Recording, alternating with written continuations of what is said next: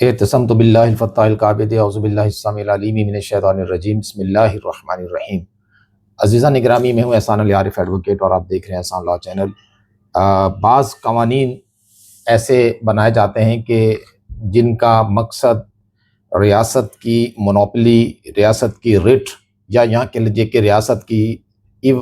جو جبر و ستم ہے اس کو جسٹیفائی اس سے کیا جا سکے۔ اور یہ قوانین جو ہے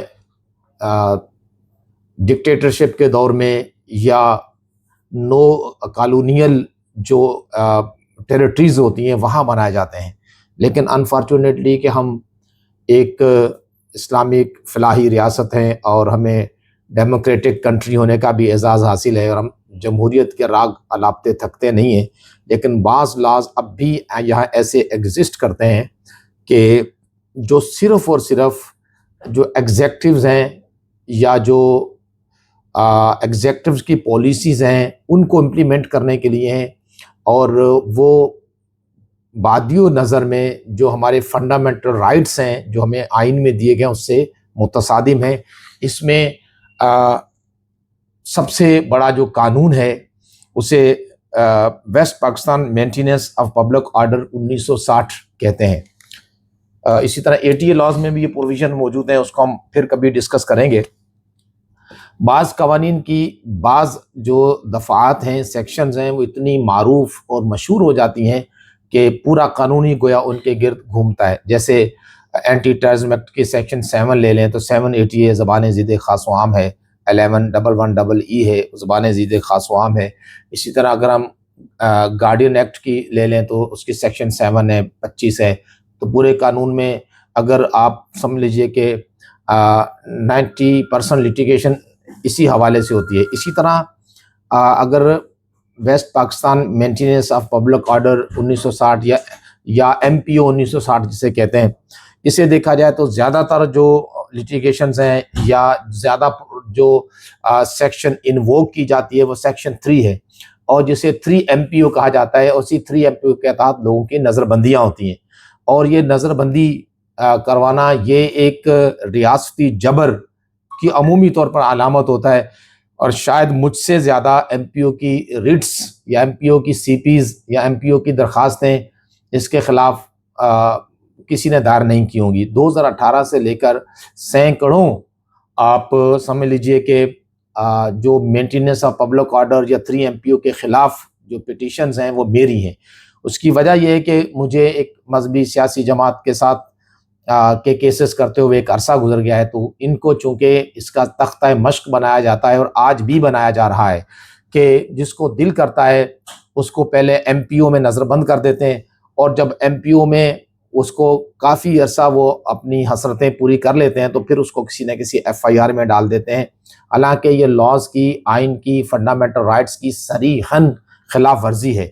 جو شخص کسی پیونیٹیو ڈیٹینشن یعنی تعزیری حراست میں مطلوب ہو اسے پریونٹیو ڈیٹینشن یعنی کہ حفاظتی حراست میں لیا نہیں جا سکتا، یہ سیٹلڈ لا ہے۔ مگر بدقسمتی یہ ہے کہ یہاں پر آئین اور قانون کی جو باتیں ہیں وہ صرف لوگوں کے لیے ہوتی ہیں، جو ہمارا طاقتور طبقہ ہے، اشرافیہ ہے، جو طاقت کا مرکز ہیں، پالیسی ساز ادارے ہیں، وہ یہ تکلف آئین اور قانون کو فالو کرنے کا سرے سے کرتے ہی نہیں ہیں، اور عمومی طور پر وہ اس طرح کے اقدامات کرتے ہیں کہ جس سے وہ اپنی مونوپلی، اپنی رٹ اور اپنی طاقت کا اظہار کرتے ہیں اور عوام کو گویا کہ کچل کے رکھ دیتے ہیں، اور پھر ان کی یہ جو زوم طاقت ہے وہ اتنا بڑھ جاتا ہے کہ وہ گولیاں چلانے سے بھی پھر دریغ نہیں کرتے۔ تو یہ 3 MPO کے تحت نظر بندی کرنا یہ اتنا عام ہو گیا ہے کہ اب تو SHO صاحب فوری طور پر کوئی ایک چھوٹا سا مراسلہ لکھتے ہیں، اور DC صاحب جن کے بارے میں قانون یہ کہتا ہے کہ وہ پروڈنٹ مائنڈ استعمال کریں گے، یعنی اپنی دماغ میں وہ اس کو جوڈیشلی دیکھیں گے کہ کیا ایسا کرنا واقعی ضروری ہے یا نہیں ہے، یا محض SHO صاحب کی جو ہے نا وہ ہوائے نفس یا اس کی ذاتی خواہش پر ایسا ہو رہا ہے۔ لیکن عمومی طور پر ہم یہ دیکھتے ہیں کہ ایسا کچھ بھی نہیں ہوتا۔ ایون DIC کی میٹنگ کرنے کا تکلف بھی نہیں ہوتا، وہ بعد میں میٹنگز ہوتی ہیں وہ بھی اس وقت جب ہم ہائی کورٹ ریٹ کرتے ہیں تو پھر اس میں ان کو جسٹیفائی کرنے کے لیے ڈی آئی سی کی میٹنگز جو ہیں وہ بلا کر کے ایک خانہ پوری کرنے کی کوشش کرتے ہیں، جبکہ اس میں بھی ہائی کورٹس کے فیصلے موجود ہیں کہ ایک سپائی انفارمیشن یعنی خفیہ معلومات کی بنیاد پر کسی شخص کو حراست یا پریونٹیو ڈیٹینشن میں نہیں لیا جا سکتا۔ بڑے خوبصورت فیصلے ہیں، مگر بڑا انفارچونیٹ ہے پاکستان میں کہ فیصلے بڑے خوبصورت ہوتے ہیں، قانون کی جزئیات بڑی زبردست ہوتی ہیں، لیکن امپلیمنٹیشن ان کی آلموسٹ زیرو ہوتی ہے، اور نیچے گراؤنڈ پر ہمارے ادارے، ہمارے جو طاقتور حلقے ہیں وہ اس کو فالو کرنے کی بالکل تکلف ہی نہیں کرتے۔ جیسا کہ آپ اس دور میں یا فی زمان آپ کہہ لیجئے کہ سی سی ڈی نام کا قتل کرو ڈپارٹمنٹ ایک بنا ہوا ہے، جس کو یہ لائسنس ہے کہ وہ جب چاہے جس کو مار دے، پھر اس سے کوئی پوچھنے والا نہیں ہے۔ یہ ٹوٹلی آئین و قانون کی صریحاً خلاف ورزی ہے، اور یہ ہمیں الحمدللہ جو ہمارے سننے والے ہیں وہ اس بات کو جانتے ہیں کہ ہم نے آئین اور قانون کی جو سپرمیسی ہے، اس کی فوقیت ہے، اس کی فالوئنگ ہے، اس کے لیے ہمیشہ سے آواز بلند کی ہے، آج بھی کرتے ہیں، اور جب تک جاں میں جاں باقی ہے اور قانون کی اویئرنیس ہے تو انشاءاللہ ہم اس کو آواز بلند کرتے رہیں گے۔ ہم آج بھی یہ سمجھتے ہیں اور پوری دیانتداری، پوری ایمانداری کے ساتھ یہ سمجھتے ہیں کہ ملک کی مفاد، ریاست کا مفاد، پاکستان کی بہتری، پاکستان کے فیوچر کی برائٹنس اس بات پر منحصر ہے کہ زیادہ سے زیادہ آئین اور قانون کو فالو کیا جائے، supremacy of constitution and implementation of laws پر توجہ دی جائے کہ معاشرے اسی سے پنپتے ہیں، اسی سے سروائیول ہوتی ہے، اور اسی سے معاشرے جو ہے وہ دیر پا ہو جاتے ہیں اور اقوام عالم میں وہ ایک باعزت مقام حاصل کرنے میں کامیاب ہو جاتے ہیں۔ آپ 3 MPO کو تھوڑا سا پیورلی آئین اور قانون کے پیراڈائم میں لیتے ہیں، اور بہت سارے لوگ یا تو خود کبھی نظر بند رہے ہوں گے یا کسی نے کوئی عزیز ان کا نظر بند رہا ہوگا یا نظر بندی کے بارے میں سنا ہوگا، تو یہ نظریں بند ہونا، اس سے بیسیکلی مراد کیا ہے، یہ نظر بندی ہے کیا؟ اس کو 3 MPO کی نظر بندی کہتے ہیں، اگرچہ یہ ATA لاز کے تحت بھی ہوتی ہے، لیکن وہ ہمارا ٹاپک نہیں ہے، لیکن موسٹلی 99.9% جو نظر بندی کی جاتی ہے پولیس کرواتی ہے تو وہ 3 MPO کے تحت کرواتی ہے۔ پاور 3 MPO کا جو ٹائٹل ہے، power to arrest and detain suspected persons, مشتبہ افراد کو گرفتار اور زیر حراست رکھنے کی پار، یعنی ان کے طاقت یا ان کا اختیار۔ گورنمنٹ لفظ ہے گورنمنٹ، اب گورنمنٹ کیا ہے؟ تو اس کو گورنمنٹ کو ڈیفائن کیا گیا ہے سیکشن 2 میں کہ گورنمنٹ سے کیا مراد ہے۔ گورنمنٹ سے مراد ہے کوئی بھی ادارہ جو اٹانومس باڈی ہو، یا صوبائی گورنمنٹ یا فیڈرل گورنمنٹ، اور یا پھر اس سے مراد ہے مختلف صوبائی حکومتیں۔ سیکشن ڈیفینیشنز کی سیکشن 2 کی سب سیکشن B ہے، government means the government of Khyber Pakhtunkhwa, Sindh اور بلوچستان، پنجاب وغیرہ، یعنی یہ جو صوبائی گورنمنٹ بھی اس سے مراد ہے اور اس سے فیڈرل گورنمنٹ بھی مراد ہے، اور لیکن اب اس میں ترمیم کر کے سب اس کو صوبائی گورنمنٹ کر دیا گیا ہے۔ پہلے یہ اختیار فیڈرل گورنمنٹ کا تھا، اب یہ صوبوں کو منتقل کر دیا گیا ہے۔ تو گورنمنٹ if satisfied، اگر وہ مطمئن ہو that with a view to preventing any person from acting in any manner prejudicial to public safety، عوام کی حفاظت کے خلاف کوئی اگر کام کرتا ہے اور حکومت یہ اس بات سے متفق ہے کہ اس کو پریونٹیو ڈیٹینشن میں دیا جانا چاہیے، اور دا مینٹیننس پبلک آرڈر اور امن اماں کو برقرار رکھنے کے لیے اٹس نیسیسری، ضروری ہو اس کے لیے سو ٹو ڈو ایسا کرنا میں،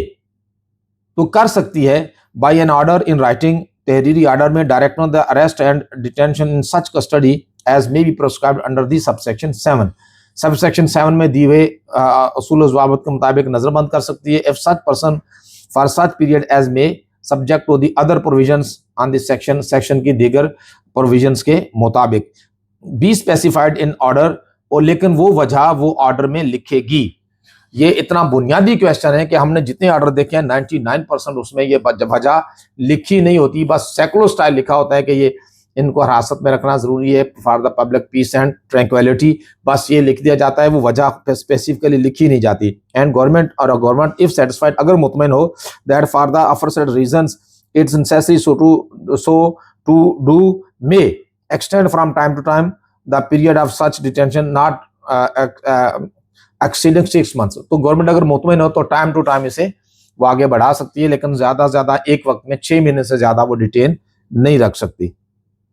اس کی مثال اگے دی ہے کہ dealing in the public black marketing اور hoarding as defined in the hoarding and black marketing act. Black marketing act کے پروویژن کے مطابق an act of smuggling punishable under see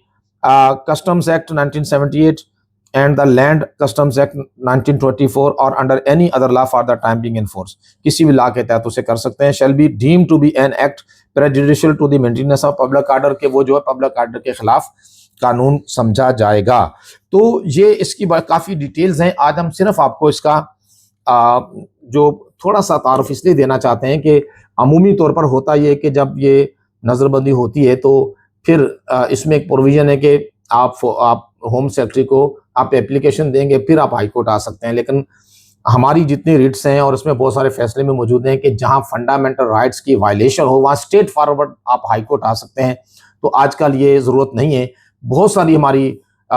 20 سینکڑوں ریٹس ہیں کہ ڈائریکٹ مینٹین ہوئی ہیں, اور اس میں ہم جب بات کرتے ہیں تو عمومی طور پر یہ مینٹین ہو جاتی ہیں, الا ماشاء اللہ کوئی جج جس کو لا کی زیادہ سمجھ نہ ہو تو وہ پھر اس پہ مطلب یہ ہے کہ وہ ریلیکٹنٹ ہوتا ہے, ورنہ عدالتیں عمومی طور پر اسے قبول کرتی ہیں اور آفس بھی قبول کرتا ہے, اور بغیر آپ ریپرزنٹیشنز فائل کیے ہوئے نظر بندی کے خلاف ڈائریکٹ ہائی کورٹ آ سکتے ہیں. ہوتا یہ ہے کہ ہمارے دوست کہتے ہیں یار 25 30 یا 14 یا 7 دن کی بات ہے, اس کے بعد الٹیمیٹلی یہ چھوٹ ہی جائیں گے اور یا رہا ہو جائیں گے. تو ایسا ان کی پھر عمومی طور پر غلط فہمی ہوتی ہے, کیونکہ جب آپ کوئی کارروائی نہیں کرتے تو پھر وہ اسے ایکسٹینڈ کرتے رہتے ہیں, اپنے اختیار کو یوز کرتے رہتے ہیں. ہم نے دیکھا ہے کہ جو لوگ فوری طور پر ہائی کورٹ آ جاتے ہیں اور اپنی ریٹ پٹیشن فائل کر دیتے ہیں اگینسٹ نظر بندی یا آپ کی پریونٹیو ڈیٹینشن کے خلاف, تو پھر ہائی کورٹ جیسے ہی نوٹس کرتی ہے تو 99.9% انتظامیہ کے پاس کوئی ایسا وزنی یا پروڈنٹ یا کوئی ایسا سیٹسفیکٹری جواب نہیں ہوتا, تو وہ نظر بندی کو یا تو ختم کر دیتے ہیں یا پھر عدالتیں اسے سب سیکشن 9 کے تحت کہتے ہیں جی جا کے وہاں اپنے گڈ بیہیویئر کا آپ ایفیڈیوٹ دے دیں ڈی سی کو تو آپ رہا ہو جائیں. تو اسی طرح یہ معاملات بہرحال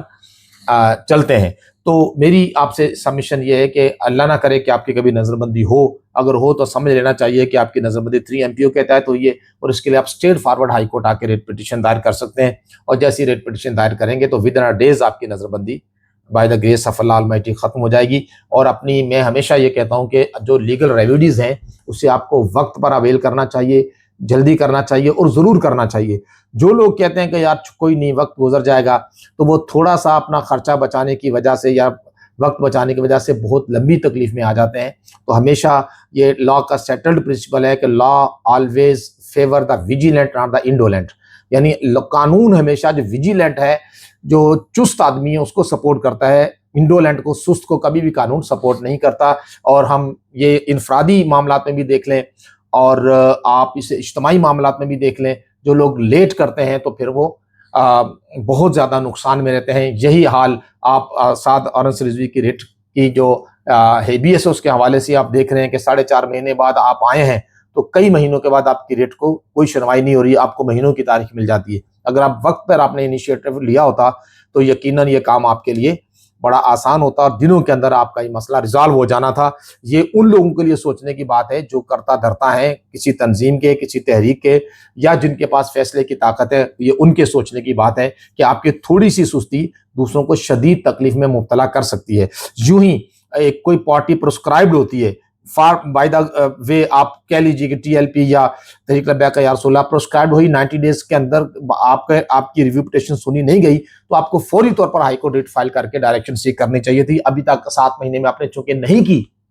نتیجتاً کیا ہوگا, جب آپ آئیں گے تو عدالتیں آپ کو اس طرح ٹریٹ نہیں کریں گی اور کہیں گے جناب پہلے بھی تو آپ 4-5 مہینے سوئے رہے ہیں, ابھی آپ کو کیا جلدی ہے. پھر مہینوں کی ڈیٹ ڈال کے آپ کو لائن میں لگا دیا جائے گا. تو یہ یقیناً وہ قوم کے بھی مجرم ہیں, عوام کے بھی مجرم ہیں, اور میں سمجھتا ہوں کہ وہ لوگ جو اس میں سستی دکھا کر اور پورے ایک نظم کو خراب کرتے ہیں، اور کسی تنظیمی مجرم بھی ہم انہیں کہہ سکتے ہیں کہ جو اس معاملے میں سستی دکھاتے ہیں، تو فرد کی حیثیت سے ہوں یا تنظیم کی حیثیت سے ہوں یا ادارے کی حیثیت سے ہوں، جو قانون کو بر وقت اویل نہیں کرتے، یقیناً وہ بہت زیادہ نقصان پہنچاتے ہیں، اور وہ مانیں یا نہ مانیں، بہرحال یہ بڑی غلط بات ہے، اور انہیں اپنی اصلاح کرنی چاہیے، وقت پر قانون کو اویل کرنا چاہیے کہ وقت پہ کافی ہے قطرہ آب خوش ہنگام کا، جل گیا جب کھیت برسا می پھر کس کام کا۔ ہنستے مسکراتے رہیں، اللہ حافظ۔